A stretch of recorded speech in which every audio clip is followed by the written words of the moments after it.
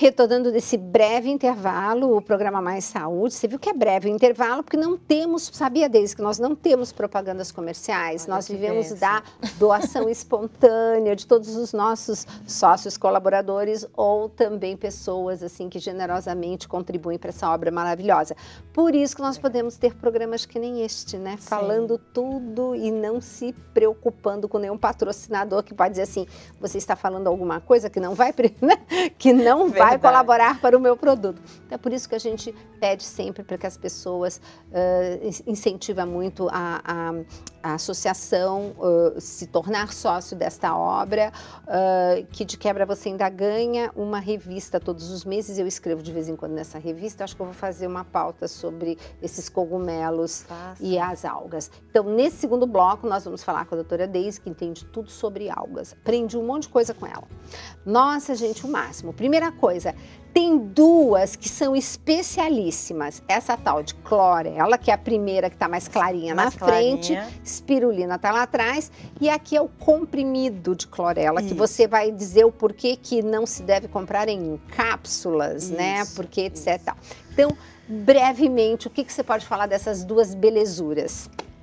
Clorela e espirulina são duas algas de água doce. Então, elas são, em escala comercial, elas são produzidas em grandes lagos, né? Elas são naturais de lagos de água fria, então Canadá produz bastante, são lugares altos, né? Aqueles lagos altos, onde elas, vamos dizer, crescem naturalmente. E são duas algas unicelulares, portanto, assim, a gente não vê, quando a gente vê a clorela ou a espirulina no lago, a gente não vê indivíduos, a gente vê o lago verde. Né? Porque elas dão aquela coloração. A espirulina, ela ainda tem uma característica às vezes meio azulada, então aqueles lugares que você chega, aqueles lugares frios que tem aquele lago muito azul, normalmente são lagos colonizados por espirulina. E são águas doces e altamente alcalinas, né? Águas altamente alcalinas. Então tem essa característica interessante. Do ponto de vista, né, dos benefícios, já que a gente vinha falando de cogumelos, são os dois seres, vamos dizer assim, né, do mundo que tem as maiores concentrações de proteína que existe. A clorela tem 60% de proteína por peso, né, então 60% do peso dela é proteína, e a espirulina, dependendo da variedade, né, do crescimento, dos nutrientes, ela pode chegar a ter 95% de proteína. Nossa! Né? Então, sim, são fontes proteicas bem concentradas e com uma qualidade muito interessante, né? De perfil de aminoácidos, então ajudam bastante nessa história. Agora, quais os benefícios, digamos assim, nutricionais, tanto como complemento alimentar ou como alimento, né? Que você mesmo disse que o vegetariano, você já coloca uma dose mais importante dessas algas na alimentação. Porque daí a gente vai usar como fonte de proteína, como fonte de ferro e importante como fonte de ômega 3, né? Então a gente tem essa coisa hoje do ômega 3 como um nutriente bastante importante, né? Sim. Então, acho que a fonte mais importante de ômega 3 para o vegetariano, na verdade, são algas do que, por exemplo, linhaça, chia, né? Porque você tem que fazer uma conversão. Isso. E aí, nem todo mundo consegue converter isso muito bem. Na clorela e na espirulina, você já consegue ômega 3 na forma final, DHA, né? O DHA já? E o EPA também ou mais o DHA? Mais DHA. Gente, isso é fantástico, porque é toda aquela parte cognitiva. Gestante pode fazer uso? Pode. Sim. Porque o DHA a gente gosta principalmente na fase de gestação, para toda a parte cognitiva. Sim. Então, outra coisa, outros benefícios que você coloca, não só pelo lado proteico, o que mais você coloca no caso da clorela e espirulina em relação aos benefícios que ela pode trazer para o corpo humano? A clorela, ela é um desintoxicante absoluto, né? Então, ela tem um perfil de nutrientes traço, né? Germânio, vanádio, aquelas coisas pequenininhas que a gente quase não obtém de outros alimentos. Então, a gente consegue com a clorela, vamos dizer assim, completar o nosso perfil, né, de nutrientes que a gente precisa e facilitar os processos todos de desintoxicação, de eliminação de toxinas, de limpeza do organismo, de ajudar a eliminar metais tóxicos, por exemplo, que é uma coisa que a gente está super exposto nos dias de hoje, via agrotóxicos, via até cosméticos muitas vezes. Respiração, a poluição, ambiente, tudo, né? Tudo está cheio de poluentes. Exatamente. Né? Então o consumo dessas algas ajuda também a ir ajudando o corpo a eliminar essas toxinas com mais capacidade, com mais eficiência, vamos dizer assim. Fora a clorela e espirulina, que são de água doce, nós temos as de água salgada, né? Que é essa que eu nem sei repetir o nome. Ijiki, a nori, né? Que é uma que a gente come muito em restaurante japonês. Tem mais alguma que você colocou aqui? Eu coloquei essas duas. Tá. Assim, tem uma variedade, por exemplo, aqui em São Paulo, que tem uma comunidade japonesa, né? Muito importante. Tem outras algas que se utilizam, tem wakame, tem kombu, tem várias algas. Eu coloco essas duas, que são as algas que eu gosto de introduzir para quem não tem hábito de comer alga. Ótimo, então elas são mais fáceis. Então o nosso acompanhante aqui do Mais Saúde está falando assim, vou começar a comer algas. Então eu tenho essa ijiki e essa nori, que são fáceis de encontrar. E qual a vantagem de consumi-las? Então, a gente tem nas algas marinhas também uma grande concentração de minerais e vitaminas. Então, nas algas de água doce, o foco delas é proteico e desintoxicação, né? As algas de água salgada, elas já são algas mais ricas em minerais. Então, muito ferro, zinco, iodo, por exemplo, que é um mineral que a gente quase não acha em alimentos terrestres, né? Então, elas têm essa característica de complementação da carga de minerais que a gente consome. Né? No caso das algas de água salgada, no Brasil nós não temos o cultivo dessas algas, né?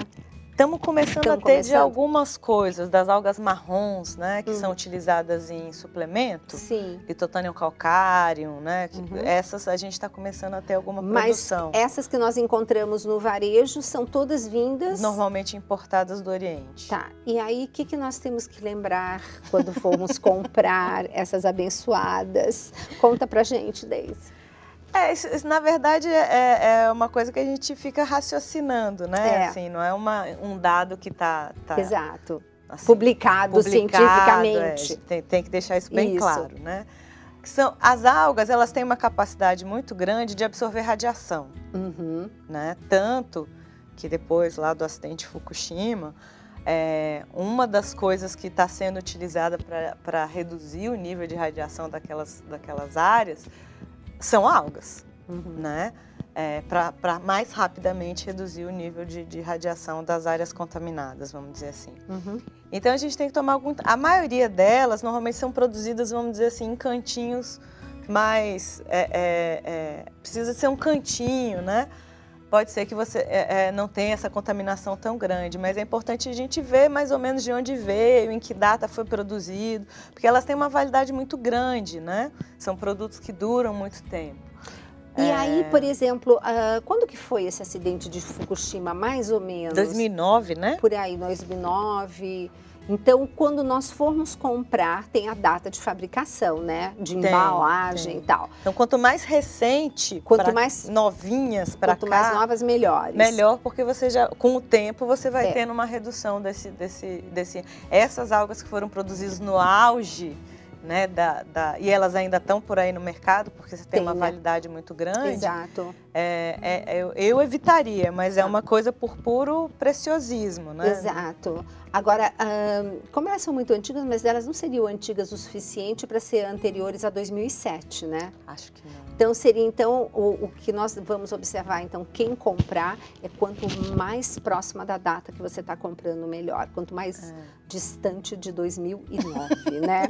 E aí, onde que eu vou colocar essas algas que se eu falo para a criatura comer o verde, ela já fica, assim, com uma dificuldade na casa? Onde que eu vou escondê-las? Onde eu posso esconder esta e essa, para que eu esteja agregando valor nutricional na minha família, para a minha família, sem que eles observem isso? Sim. A ijiki e a nori, eu coloco elas como fontes preferenciais justamente porque elas têm duas características. Uma, o sabor é mais suave do que as outras algas. Você pega uma kombu, por exemplo, a pessoa fala assim, parece que você instalou uma maresia na cozinha, né? Se você cozinha um pedacinho de kombu, tem aquele cheiro forte, aquela coisa bem intensa. É difícil de esconder. Essas duas não, elas já são bem desidratadas e já tem um sabor bem diferenciado, bem suave. Então você tem, essa é a água a nori que se usa para fazer sushi, né? Então ela pode ser usada rasgadinha no meio da salada, se as pessoas quiserem, né? Se quiser que a coisa fique à vista. Ela tem um crocantezinho que é interessante. Muita gente gosta do paladar, do crocante. E para a maioria dos pacientes, o que eu oriento é fazer elas virarem pó. Transformar isso em pó. Você coloca isso em pó no meio do feijão, no meio da comida, ninguém desconfia. E aí nós estamos acrescentando principalmente minerais, né? Que é uma coisa que faz muita falta, e hoje nós estamos com um solo muito pobre, né? Exato. Então nem sempre você consegue, infelizmente, através de uma alimentação tradicional, fora o tanto de agrotóxico que vem embutido, né? Por isso que a gente valoriza tanto o alimento orgânico, aquela coisa toda, né? E no dia a dia, então, podemos colocar no feijão, podemos pegar, então, a nori, dar uma quebradinha, jogar na salada para dar uma crocância. E nisso a gente vai contemplar. Do arroz vai ficar bonito, né? Fica verdinho. E aí a clorela e espirulina já não. Aí a gente vai com elas num conceito mais de suplementação, né? E de complementação, ou até nutricionalmente para, como você falou, um vegetariano poder receber daí a sua carga de proteína, né? E na verdade, assim, fora a comunidade vegetariana, a espirulina tem crescido muito como fonte de proteína para atleta. Ah, que interessante, né? Gostei. Como uma fonte de proteína, shake pré-treino, né?